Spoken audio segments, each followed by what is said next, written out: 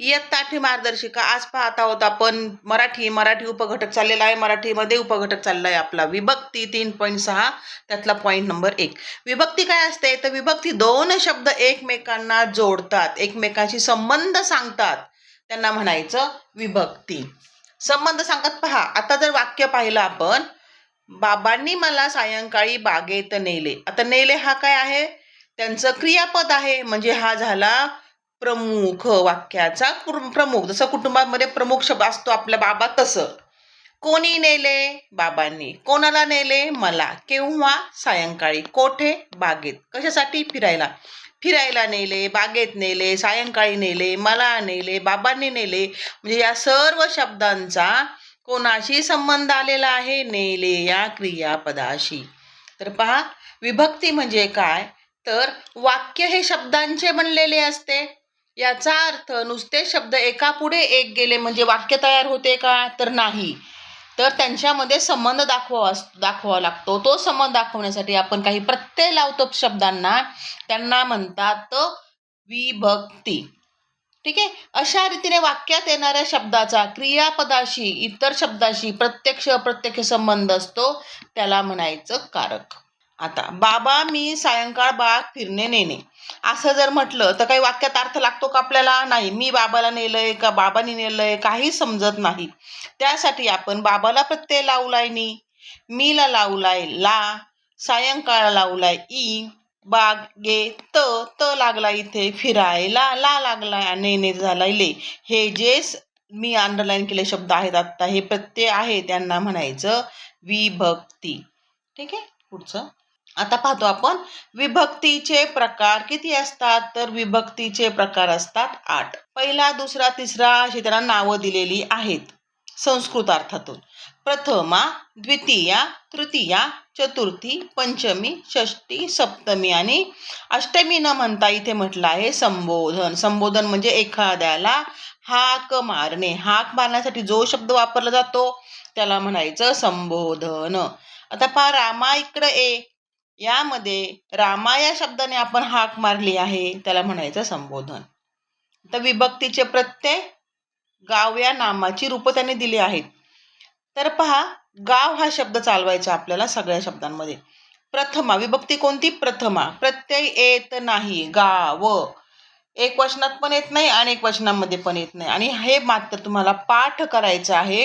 कर्ता, कर्म, करण, संप्रदान, अपादान, संबंध, अधिकरण, संबोधन याच्यावर प्रश्न विचारले जातात.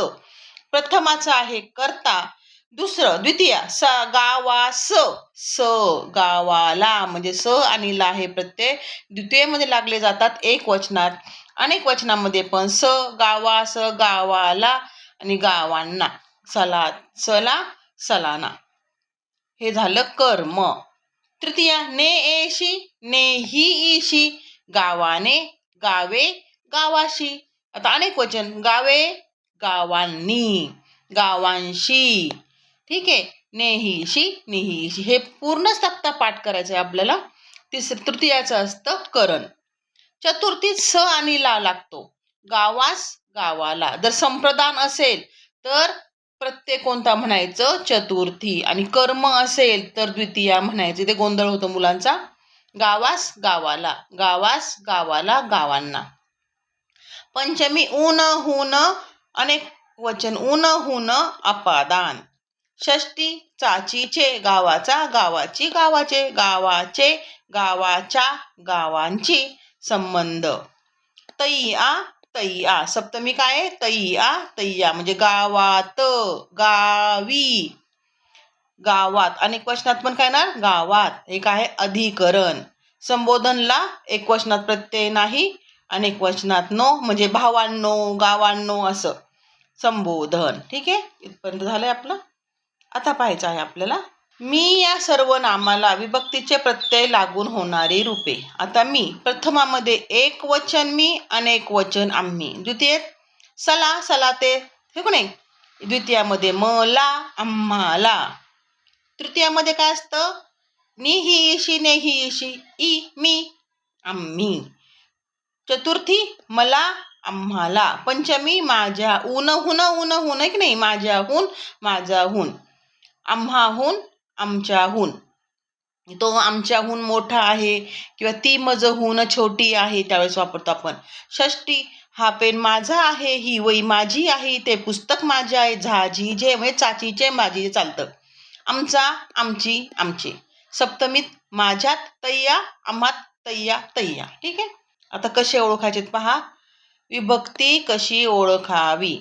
उदाहरण मधुने. मूळ शब्द काय आहे याचा? मधु. त्याला कोण लागला? ने. आता पहा आपला तक्ता पाठ आहे. तक्ता आपला पाठ आहे. तक्त्यात काय? ने, एशी, नेही, ईशी. तृतीया. मधु एकटी आहे म्हणून एकवचन. गाव, गावाहून. उन, हुन, उनहून. पंचमी अनेक वचन. घर, घरी. तैया, तैया सप्तमी. मूल, मुलांनो आहे ना इथे. मुलांनो म्हणजे आवाज दिलेला आहे, कोणाला तरी हाक मारलेली आहे, ते येणार आहे संबोधन अनेक वचन. मुलांनो अनेक वचन आहे. पोत्यांची, इथे पण पोते खूप सारे आहेत, अनेक वचन येणार आणि चाचीचे षष्टीमध्ये येणार. नंतर शहाण्यात, तैया, तैया सप्तमी अनेक वचन. त्याने, तो, तो हा मूळ शब्द आहे, त्याला ने हा प्रत्यय लागलेला आहे, तृतीया एक वचन. माझा, मी, मीच झालंय चाचीचे षष्टी एक वचन. ठीक आहे. हाच पूर्ण टेबल आपला पाठ आहे. कोणता? आपण जो मागे पाहिला ना, हा विभक्तीचा. हा टेबल पूर्ण पाठ करायचा आहे. प्रथमा, प्रत्यय नाही, प्रत्यय नाही. द्वितीया, सला, सलाना. तृतीया, नेशी, निही, चतुर्थी, सला, सलाना. पूर्ण पाठ करायचा आहे आणि अपादान करण संबंध सगळ्यासहित पाठ करायचा आहे. ठीक आहे. आता आपण पाहणार आहोत 3.6 सराव संच 3.6. त्यातला पहिला टॉपिक चाललेला आहे आपला 3.6. नामांच्या किंवा सर्वनामांच्या रूपात जो बदल किंवा विकार होतो त्याला काय म्हणतात? विभक्ती असे म्हणतात. ठीक आहे. वाक्यात नामाचा किंवा सर्वनामाचा क्रियापदाशी जो संबंध असतो त्याला कारक संबंध असे म्हणतात. वाक्यातील क्रिया कोठे किंवा केव्हा घडली हे क्रियेचे स्थान किंवा काळ दर्शविणाऱ्या शब्दाच्या संबंधास काय म्हणतात? अधिकरण. खालीलपैकी तृतीय विभक्तीचा कारकार्थ सामान्यतः कोणता असतो? खालीलपैकी तृतीय विभक्तीचा कारकार्थ. तृतीयेचा काय असतो? करण. द्वितीयेचा कर्म. ठीक आहे, ते पाठ करा. टेबल येऊन जाईल तुम्हाला. त्यांना राधानगरी धरणाची कल्पना सुचली. अधोरेखित शब्दाचा योग्य कारकार्थ कोणता? कर्म आहे. काय सुचलं? कर्म आहे की नाही. काय नाही प्रश्न विचारला उत्तर आलं ते कर्म असतं. त्यांचा मार्गच मुळात चुकीचा होता. या षष्टी विभक्ती असणारे शब्द कोणते? किती आहेत? षष्टी म्हणजे चाचीचे. चाचीचे. त्यांचा, चुकीचा, हो की नाही. उत्तर येणारे 2 आहेत. पुढचा 7वा प्रश्न चाललाय. तैया, तैया हे विभक्ती प्रत्यय कोणते? तर सप्तमीचे आहेत. हे पाठ आहे टेबल आपला. प्रणालीने अतुलला नवीन पुस्तके दिली. अधोरेखित शब्दाची विभक्ती ओळखा. आता पाहतोय म्हणतात द्वितीय आहे, पण हे कर्म आहे का? नाही. तर हे काय येणार आहे? याचं उत्तर आपलं येणार आहे चतुर्थी.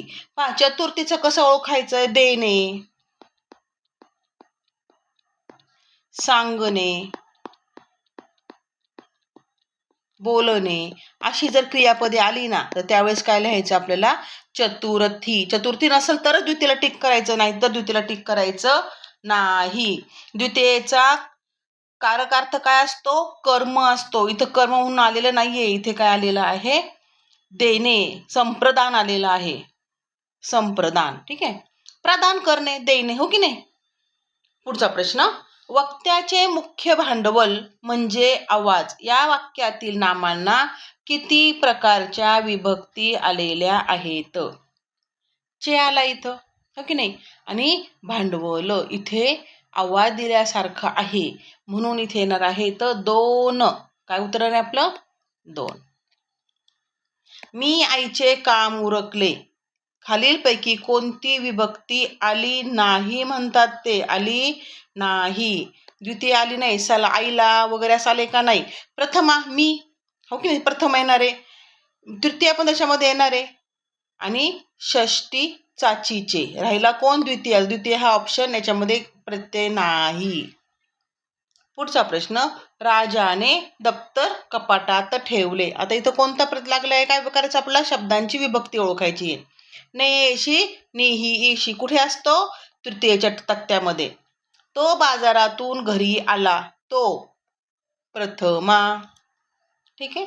पुढचा प्रश्न पाहतोय, शहरात खूप गर्दी असते. शहरात त आलाय, काय असतं मग, त म्हणजे तय्या, तय्या सप्तमी. कमलची बहीण सुंदर आहे. चाचीचे, चाचीचे, चाचीचे. ठीक आहे, षष्टी. मी माझ्या आईला भेटले. आता इथे मात्र येणार आहे द्वितीया. इथे कर्म म्हणून आलेलं आहे. ठीक आहे, मी माझ्या आईला भेटले. मुलींनो लवकर रांगेत या. आता इथं मुलींनो संबोधन आहे, नो. तय्या हे विभक्ती प्रत्यय, कोणत्या विभक्तीचे प्रत्यय आहेत, सप्तमी, तय्या, तय्या. खालीलपैकी कोणत्या विभक्तीचे प्रत्यय सारखेच असतात, द्वितीय आणि चतुर्थचे प्रत्यय सारखेच असतात. कोणत्या विभक्तीमध्ये एकवचन मध्ये विभक्ती प्रत्यय येत नाही, प्रथमान संबोधनाला पहा, एकवचनामध्ये येत नाही. बाबा कालच पुण्याहून मुंबईला आले. इथं काय, ऊन हुन, ऊन हुन काय असतं, पंचमी. तक्ता चांगला पाठ करा, आत्ताच सुरुवात करा म्हणजे शेवटपर्यंत पाठ होतो. रोज 2-3 वेळा पाहायचा. एक आयडिया सांगते, तुम्ही जिथे जास्त उभे असता, ब्रश करताना सकाळी सकाळी किंवा जेवताना, तर तिथं हा टेबल चिटकूनच ठेवायचा बनवून. ठीक आहे, तोपर्यंत अभ्यास करा. पुढचा लेक्चर पाहूया आपण पुढच्या वेळी.